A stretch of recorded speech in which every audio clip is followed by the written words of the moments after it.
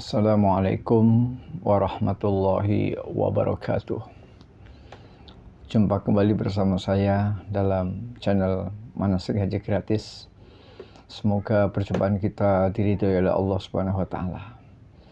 Para netizen yang berbahagia, saya mengucapkan selamat datang, ahlan wa sahlan bagi Anda yang baru saja bertemu dengan channel ini. Semoga bisa mendapatkan video-video yang terbaru yang akan datang. Untuk itu dimohon keikhlasannya untuk bisa subscribe dan tekan tombol lonceng. Baik, kali ini kita akan membicarakan sebuah nilai yang sangat tinggi, ya, nilai yang sangat ideal bagi orang-orang yang mampu memperoleh haji yang mabrur. Sering diceramahkan atau sering disebutkan di mana-mana haji mabrur, haji mabrur, haji mabrur. Sebenarnya apa sih haji yang mabrur itu? Para netizen yang berbahagia, sebenarnya kata-kata mabrur itu adalah sebuah kata benda, ya, atau gerund kalau bahasa Inggrisnya. Itu kalau bahasa Arabnya namanya isim maf'ul. Dari kata birrun, ya, dari kata birrun yang artinya kebaikan atau kebajikan, ya. Sehingga haji yang mabrur adalah seseorang yang setelah pulang haji dia memiliki, ya, memperoleh kebajikan-kebajikan yang sangat banyak dan sangat luas. Kebajikan dan kebaikan yang sangat luas. Sehingga secara istilah bahwa haji yang mabrur itu adalah dia memiliki kebaikan yang tidak dicampuri dosa dan maksiat, ya. Jadi dia memiliki kebaikan yang tidak tercampur dengan dosa dan maksiat. Tidak ada riya dan sum'ah, ya. Riya itu pamer, sum'ah itu memperdengarkan amalannya. Dia beramal, kemudian dia perdengarkan di mana-mana. Misalnya saja dia tadi malam tahajud, ya, misal ini. Dia ketika dia tahajud tidak ada yang tahu. Yang tahu hanya Allah, malaikat, dan diri sendiri. Tetapi pada pagi harinya dia sengaja untuk bercerita supaya orang dengar. Nah, itu namanya sum'ah, ya. Jadi mabrur adalah kebaikan, kebajikan, atau lebih tepatnya adalah ketakwaan, ya, yang di dalamnya tidak tercampur dengan dosa dan tidak tercampur dengan maksiat, ya. Tidak ada riya, ya, pamer, dan tidak ada sum'ah. Nah, itulah pengertian mabrur secara bahasa maupun secara istilah. Nah, kalau dikaitkan dengan firman Allah, ada dalam surat Al-Baqarah ayat 177, ya. A'udzubillahi minasyaitonirrajim. Bismillahirrahmanirrahim.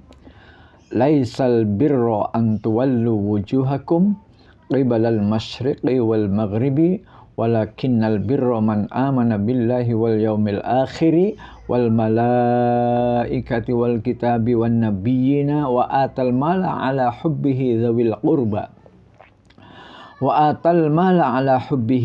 qurba wal yatama wal masakina wa ibnas sabili was sailina wa fir riqabi wa aqamas salata wa ataz zakata wal mufuna bi ahdihim idza ahadu was-sabirina fil ba'sa'i wad-dharra'i wa hinal ba's ulaika alladzina shadaqu wa ulaika humul muttaqun. Allahumma arhamna bil Qur'an, shadaqallahul azim. Di dalam tafsir Imam Ibnu Katsir disebutkan bahwa ini berkaitan dengan asbabun nuzul, di mana orang-orang Yahudi dan Nasrani menganggap bahwa kebajikan itu kalau kamu menghadap timur, menghadap barat, ya. Maka Allah bantah dalam ayat ini bahwa menghadap ke timur, menghadap ke barat itu bukan kebajikan. Yang namanya kebajikan ini ada 9 poin. Yang pertama adalah beriman kepada Allah Subhanahu wa taala, bahwa tidak ada yang berhak diibadahi dengan benar kecuali Allah saja, dan insya Allah kita semua sudah beriman. Yang kedua, membenarkan adanya para malaikat yang merupakan utusan yang menghubungkan antara Allah dan Rasulnya. Kita semua sudah beriman bahwa ada malaikat, ya, penghubung antara Allah dan para Rasulnya. Ya. Yang ketiga, beriman kepada Alkitab. Alkitab di sini adalah seluruh kitab, mulai dari kitab Zabur, Taurat, Injil, dan Al-Quran. Kemudian semua kitab itu dinasah, ya, dinasah itu artinya dihapus hukumnya dengan Al-Quran, sehingga orang beriman mengikuti kitab yang terakhir, ya, yang update, ya. Kemudian yang keempat, beriman kepada seluruh Nabi Allah Ta'ala, dari Nabi yang pertama hingga akhir. Dan insya Allah kita juga sudah beriman adanya Nabi Adam, adanya Rasul Nuh alaihi salam, ya, Rasul Ibrahim alaihi salam, Musa alaihi salam, sampai Muhammad sallallahu alaihi wasallam. Jadi yang pertama beriman kepada Allah, yang kedua beriman kepada para malaikat, yang ketiga beriman kepada Alkitab, yang kitab-kitab Allah, yang keempat beriman kepada seluruh Nabi Allah. Nah, dari poin 1 sampai poin 4 ini adalah iman yang tertancap di dalam dada kita. Nah, kemudian pada poin yang kelima, wa atal mala ala hubbihi.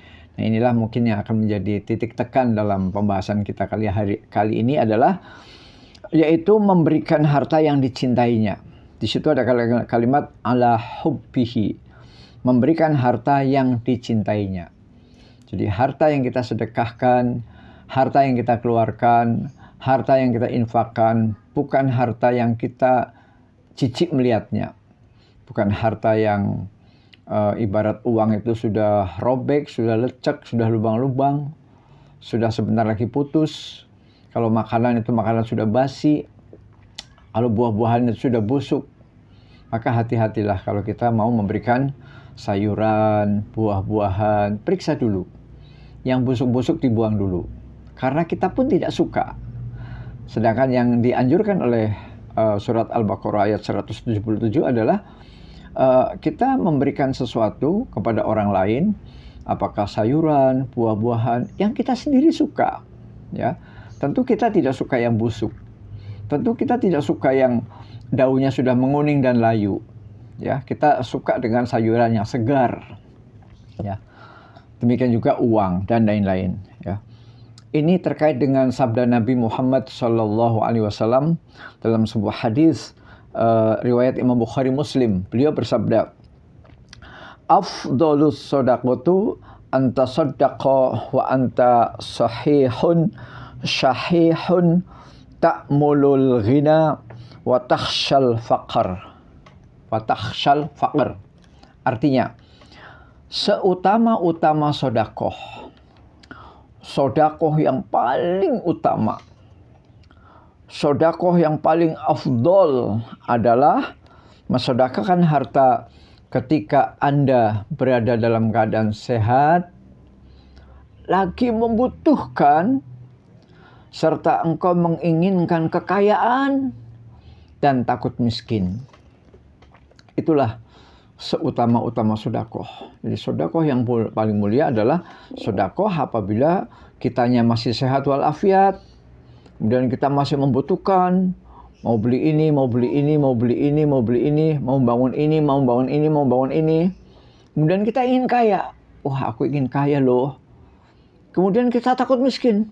Aku takut miskin.